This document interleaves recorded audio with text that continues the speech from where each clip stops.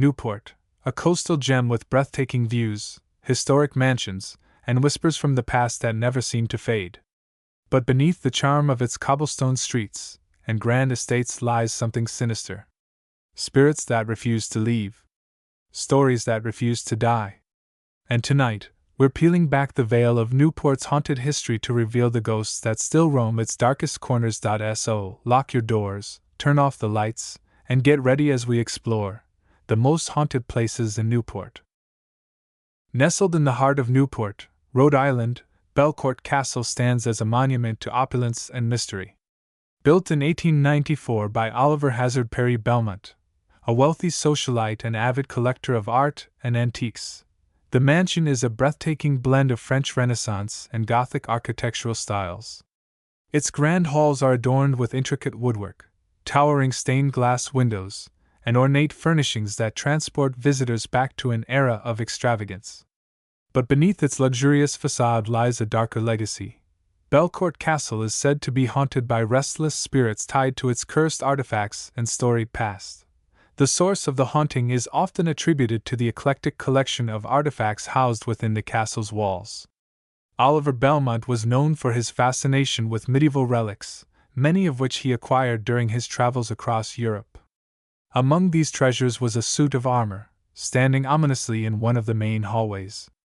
This piece, however, quickly earned a reputation among staff and guests alike. Those who dared approach it reported feeling an inexplicable chill run down their spines, even on warm summer days. Some claimed they felt an unseen force shove them backward if they ventured too close, as though the armor itself were protecting something, or someone, from intrusion. One particularly unsettling incident involved a young woman named Emily Carter, who visited the castle during a private tour. Drawn to the suit of armor's imposing presence, she reached out tentatively to touch its cold metal surface. Before her fingers made contact, she screamed and stumbled backward, clutching her chest. When asked what had startled her, Emily recounted seeing the empty helmet turn slightly, as if the figure inside had shifted its gaze directly toward her. Shaken but determined to rationalize the experience, she left the room only to discover later that night faint bruises resembling handprints had appeared on her arms. Marks no one else could explain. Beyond the eerie allure of the suit of armor, disembodied voices echo through the castle's labyrinthine corridors. Visitors frequently describe hearing whispers carried on the air, soft murmurs that seem to come from nowhere and everywhere at once. These spectral conversations vary in tone. Some sound like mournful laments, while others resemble urgent warnings. One guest swore he heard his name called clearly from an empty hallway, though no one else was present when he turned to investigate. The sensation of being watched is pervasive throughout the estate, leaving many uneasy despite the beauty surrounding them. Perhaps the most infamous location within Belcourt Castle is the Gothic ballroom. Designed to evoke the splendor of European castles, this cavernous space features soaring ceilings, dramatic arches, and a polished wooden floor perfect for dancing. Yet tales abound of ghostly figures lingering here long after the music has faded. Chairs have been known to move on their own, scraping against the floor as if unseen guests are rearranging seating arrangements or preparing for another round of revelry. On quiet nights, some claim to hear faint strains of waltzes drifting through the air, accompanied by the rustle of silk gowns and the clinking of champagne glasses. One chilling account comes from a caretaker tasked with locking up the ballroom late one evening. As he turned off the lights, he noticed movement out of the corner of his eye. Spinning around, he saw several shadowy figures gliding gracefully across the dance floor, their forms indistinct yet unmistakably human. They moved in perfect harmony, as though guided by an invisible orchestra. Frozen in place, the caretaker watched until the apparitions dissolved into thin air, leaving behind only silence. He never worked alone again. Other areas of the castle harbor equally disturbing phenomena. The library, filled with rare books and manuscripts, seems alive with energy. Books fall from shelves without warning, pages turn themselves, and faint scratching noises emanate from locked cabinets. A portrait hanging above the fireplace depicts a stern-looking man whose eyes appear to follow you wherever you go. Staff members whisper about how the painting occasionally shifts position overnight, tilting slightly askew despite no one touching it, Even more unnerving are reports of full-body apparitions appearing unexpectedly. Guests recount seeing a woman in Victorian-era attire wandering the grounds, her expression sorrowful as she gazes upon the gardens before vanishing into mist. Others describe encountering a cloaked figure in the tower room, standing motionless near the window as moonlight streams through the glass. Attempts to approach result in the figure disappearing entirely, leaving behind only a faint trace of lavender perfume. Many believe the hauntings stem not just from the artifacts themselves but also from the history embedded in the castle's very foundation. During its construction, workers reportedly uncovered ancient burial sites, disturbing the final resting places of those interred there. Locals whispered that such desecration angered vengeful spirits, binding them to the land forever. Whether true or not, the sense of unease permeating Belcourt Castle suggests that something otherworldly resides within its walls. Despite, or perhaps because of, its haunted reputation, Belcourt Castle continues to attract curious visitors eager to glimpse the supernatural firsthand. Paranormal investigators flock to the site armed with cameras, audio recorders, and electromagnetic field detectors, hoping to capture evidence of ghostly activity. Their findings include EVP, electronic voice phenomenon, recordings capturing fragmented sentences spoken in languages unfamiliar to modern ears, thermal imaging revealing cold spots where none should exist, and photographs showing orbs of light hovering near key locations. For those brave enough to step inside, Belcourt Castle offers both awe-inspiring beauty and bone-chilling terror. Every creak of the floorboards, every flicker of candlelight, carries the weight of centuries' worth of secrets waiting to be uncovered. Would you dare to walk its hallowed halls, knowing that unseen eyes might watch your every move? If you do, tread carefully, for in this house of shadows, not all residents are bound by flesh and blood. And some may take offense at your intrusion. The White Horse Tavern, a bar full of spirits. Literally Newport, Rhode Island, is a town steeped in history. And in the heart of it, nestled on Marlborough Street, stands the White Horse Tavern, the oldest operating tavern in America. By day, it's a cozy, colonial relic, a place where locals and tourists gather over a pint, basking in the warm glow of candlelit tables. But by night, when the last of the customers trickle out and the doors creak closed, something else stirs within its ancient walls. Jack Callahan never believed in ghosts. He was a man of logic, a former history professor turned bartender. When he took the night shift at the White Horse Tavern, he figured the stories were just that, stories. Patrons spoke of the eerie feeling in the upstairs rooms, the whispers that lingered in the dark corners, and the occasional shadowy figure slipping through the halls. Old places make old sounds, Jack would say. Nothing but drafts and creaky floorboards. But that was before the night he stayed late. Before the night he saw the spirits with his own eyes. The first sign it started with a whisper. Jack was wiping down the bar, humming to himself, when he heard it, soft, indistinct voices drifting from the upstairs dining room. He froze, listening. The restaurant had been closed for an hour, and he was the only one inside. He shook his head. Just the wind, he told himself. Then came the footsteps. Slow. Deliberate. Moving across the wooden floor above him. Jack's heart pounded. He grabbed a flashlight and made his way upstairs. The dining room was empty, the wooden chairs neatly stacked on the tables. A chandelier swayed ever so slightly, though there was no draft. "Hello?" Jack called, his voice swallowed by the silence. And no answer. No movement. He was about to turn back when a chill crept over him, sending goosebumps prickling up his arms. The air was thick, electric. Then, just as he turned toward the stairs, a whisper, right behind him. "Help me!" Jack spun around, the flashlight beam shaking in his grip. But there was no one there. The man in colonial dress rattled. Jack hurried downstairs, his pulse still racing. He poured himself a whiskey, convincing himself it was just exhaustion playing tricks on him. He had just taken a sip when movement caught his eye. In the corner of the tavern, by the fireplace, stood a man.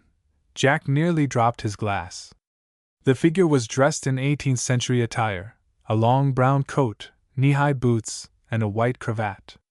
His face was gaunt, his eyes hollow and dark, Jack opened his mouth to speak, but before he could utter a word, the man took a step forward and vanished into thin air. The bartender stumbled back, his breath ragged. The stories were true. The White Horse Tavern was haunted. The unfinished business determined to understand what he had seen, Jack spent the next few days digging into the tavern's past. He discovered that during the colonial era, the tavern had served not only as a drinking establishment but also as an inn. Some guests, however, had never checked out. One story stood out. In the 1720s, a mysterious traveler had checked into the tavern, seeking a room for the night. The next morning, he was found dead by the fireplace, his body cold, his face twisted in terror. No one ever discovered his name, nor the cause of his death. Locals believed his soul never left. Jack knew it had to be him. The man in the colonial coat. One last drink that night, Jack returned to the tavern alone. He set a glass of whiskey on the bar and took a deep breath. "I don't know who you are," he said aloud, feeling slightly foolish. "But if you're still here, maybe you just need a drink." Silence, then footsteps. Slow, deliberate. Moving toward him, Jack turned, his stomach twisting in fear. There, standing across the bar, was the same spectral figure. His hollow eyes locked onto Jack's, and for the first time, the bartender noticed something: sorrow. The ghost reached for the whiskey, his translucent fingers brushing the glass. A shudder passed through the room, and then, he was gone. Jack stood frozen, his breath shaky. The tavern felt lighter, as if something had been lifted from the air. The next night, and the nights that followed, the whispers stopped. The footsteps ceased. And the man in the colonial coat never appeared again. But every night, before locking up, Jack poured a whiskey and left it on the bar, just in case the spirits ever got thirsty again. Fort Adams. Shadows on the walls. The wind howled off the Newport harbor, rattling the iron gates of Fort Adams. The historic military installation had stood for nearly 2 centuries, its massive stone walls once a formidable defense against enemy forces. Now, it stood as a relic, silent, empty, but not abandoned. Liam had always been fascinated by haunted places. As an amateur ghost hunter, he had traveled across the country in search of proof, something undeniable. Fort Adams was next on his list. Reports of shadowy figures, whispering voices, and phantom footsteps intrigued him. So, on a warm summer night, long after the last tour had ended, Liam found himself sneaking past the entrance, flashlight in hand, his camera slung around his neck. As he stepped inside, the temperature seemed to drop instantly. He shivered. He had read about the fort's infamous cold spots, but experiencing it was different. The thick stone walls trapped the darkness, swallowing every sound except the distant crash of waves against the shore.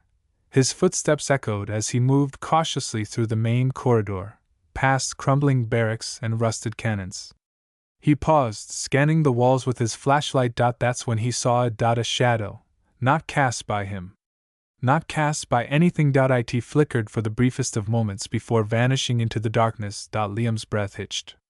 He pulled out his camera and started recording. "If anyone's here, can you show yourself?" he asked, his voice steady despite the unease curling in his gut. Silence. Then, a whisper. Faint, unintelligible, yet urgent. Liam spun around, shining his light into the empty corridor. No one was there. His pulse quickened. He pressed on, deeper into the heart of the fort. The tunnels beneath the air grew heavier as Liam descended into the underground tunnels. These passageways, carved beneath the fort, were once meant for secret movements of soldiers. Now they were infamous for their hauntings. His flashlight flickered. "Not now," he muttered, smacking it against his palm. The light returned, but his sense of unease grew stronger. A footstep echoed behind him. Liam whipped around. Nothing. But he knew he was not alone. His breath came faster as he forced himself forward. The air turned icy. Then he heard it: boots. Marching. 1 step, then another, then dozens. The tunnel filled with the rhythmic stomp of unseen soldiers. Liam pressed himself against the damp stone wall, his heart hammering. The sound grew louder, closer, until silence. The air felt thick, suffocating. His flashlight caught something ahead, a mass of darkness, deeper than the shadows. It moved out a figure, tall, faceless, shifting like smoke. Liam's legs locked. His mind screamed run, but his body refused to obey. The shadow surged forward. A hand, black as night, void of substance, reached for him, cold. A deep, unnatural cold wrapped around Liam's throat. He gasped, stumbling back, his vision tunneling. His camera hit the floor with a crack. Then, just as suddenly as it came, the presence withdrew. The shadowy figure faded into the wall, swallowed by the fort itself. Liam collapsed, coughing, struggling to fill his lungs. The air remained frigid, but the presence was gone. He grabbed his camera, his hands shaking, and bolted for the exit. The watchful eyes outside. The summer warmth felt foreign after the icy grip of the tunnels. Liam gasped for air, looking back at the fort's looming silhouette. Was it a warning? A message? His fingers fumbled with his camera, eager to review the footage. He skipped through the shaky frames, his own shadow, the empty corridors, the moment in the tunnels. Then he stopped. On the screen, right before his collapse, the camera had captured something. A face, half-formed, eyeless, mouth twisted in an eternal scream. Seaview Terrace, the mansion of restless souls nestled on a cliff overlooking the restless Atlantic Ocean. Seaview Terrace stood as a monument to both grandeur and despair. Built in the late 19th century by an eccentric millionaire with dreams of opulence, the mansion had long since become infamous for its spectral inhabitants rather than its architectural splendor. Locals whispered about the restless souls who roamed its halls, bound to the estate by secrets too dark to be laid to rest. The house was enormous, sprawling across acres of manicured gardens that had grown wild over decades of neglect. Its towering columns and intricate stonework spoke of a bygone era when wealth meant excess, but now it loomed like a ghost itself, a relic haunted not just by memory, but by something more sinister. Elliot, a skeptic with a penchant for debunking urban legends, found himself standing at the wrought iron gates one chilly October evening.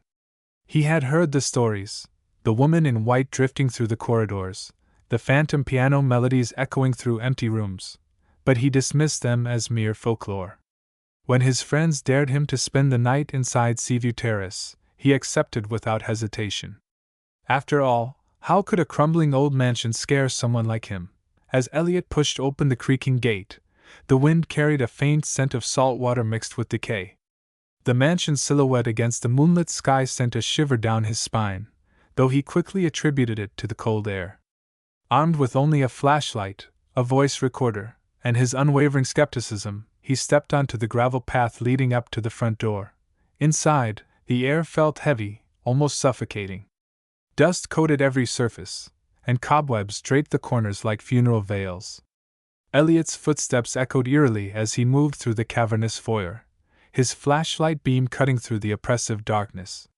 For a moment, he thought he heard soft laughter behind him, but when he turned, there was no one there. Probably just the wind, he muttered, though the words sounded hollow even to his own ears. He decided to explore the grand ballroom first, drawn by the allure of its faded elegance. A massive chandelier hung precariously from the ceiling, its crystals dulled by years of grime. As he swept his flashlight across the room, the beam caught something unexpected, the faint outline of footprints in the dust, as if someone, or something, had recently walked there. "That's impossible," Elliot said aloud, shaking his head. "I'm the first person here in ages." Ignoring the unease creeping into his chest, he pressed on. Upstairs, he discovered what appeared to be a music room. An antique piano sat in the center, its keys yellowed with age. Curious, Elliot approached it and pressed a single key. The note rang out, clear and resonant, filling the silence. But then came another sound, soft, deliberate chords played in succession, as if an invisible hand were guiding the melody. Elliot froze, his heart pounding. "Okay, this isn't funny," he called out, his voice trembling slightly. There was no response, only the haunting tune continuing to play. It wasn't random. It was a song, mournful and beautiful, reminiscent of a time long past. Summoning his courage, he reached out to touch the piano, but the music stopped abruptly. In the sudden silence, He became acutely aware of the weight pressing down on him, the sensation of unseen eyes watching his every move. He backed away slowly, clutching his flashlight like a lifeline. Determined to prove the mansion's mysteries were nothing more than tricks of perception, Elliot ventured deeper into the house. He climbed another staircase, which groaned under his weight, and entered a dimly lit hallway lined with portraits. Their painted eyes seemed to follow him, their expressions frozen in perpetual judgment. At the end of the hall, a figure caught his attention. Clad in flowing white, a woman stood motionless, her back to him. Her presence was otherworldly, yet strangely familiar, as if she belonged to the very fabric of the mansion itself. Elliot's breath hitched as he raised his flashlight, but before he could get a better look, she vanished into thin air. "No way," he whispered, his skepticism crumbling beneath the weight of what he'd just witnessed. His mind raced with explanations, hallucinations, tricks of light, but none of them felt adequate. Desperate for answers, he returned to the main floor and began searching for clues about the mansion's history. In a dusty study, he uncovered a ledger detailing the lives of those who once called Seaview Terrace home. Among the entries was the story of Eleanor Whitmore, the original owner's daughter, who had tragically drowned off the nearby cliffs after being accused of adultery. Rumors suggested she had been framed, her reputation destroyed by jealous rivals within high society. Could the woman in white be Eleanor? Was her spirit trapped in the mansion, unable to find peace? The idea unnerved Elliot, but it also ignited a spark of empathy. Perhaps these ghosts weren't malevolent. They were simply lost. As dawn approached, Elliot prepared to leave, but not before making a silent promise to return. This time, he wouldn't come armed with skepticism. He would bring knowledge, compassion, and perhaps even a way to set the restless souls free. Stepping outside, he took one last look at Seaview Terrace. The mansion seemed less menacing in the morning light, almost serene. Yet, as the waves crashed against the cliffs below, Elliot couldn't shake the feeling that the spirits of Seaview Terrace were still watching, waiting for someone brave enough to listen to their stories. Would you dare to spend the night? Or would you, like so many others, choose to let the mysteries of Seaview Terrace remain unsolved? The Redwood Library. Haunted by the knowledge of the dead, the Redwood Library and Athenaeum stood as a sanctuary for knowledge, its towering shelves lined with centuries-old books that whispered secrets of the past. Founded in 1747, it was America's oldest lending library, a place where history seemed to breathe through every creaking floorboard. But not all who lingered within its walls were alive. Emily had always loved libraries. There was something magical about being surrounded by countless stories, ideas, and voices from another time. So when she secured permission to stay late one evening to research her thesis on colonial-era literature, she felt nothing but excitement. The thought of having the historic building to herself after hours thrilled her, until the sun set. First, everything was quiet, save for the soft hum of fluorescent lights overhead. Emily sat at a long wooden table beneath a chandelier whose crystals shimmered faintly in the dim glow. She opened a leather-bound book, its pages brittle with age, and began taking notes. But soon, an unsettling sensation crept over her, a prickling at the back of her neck, as though someone were standing too close, watching. She turned around sharply, expecting to see a librarian or security guard. Instead, the room remained empty, the rows of bookshelves stretching into shadowy infinity. Shaking off the feeling, she returned to her work, but then came the sound. Faint but unmistakable, the rustle of turning pages.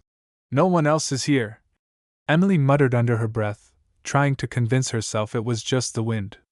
Yet the noise persisted, rhythmic and deliberate, coming from somewhere deeper in the library. Against her better judgment, curiosity got the better of her.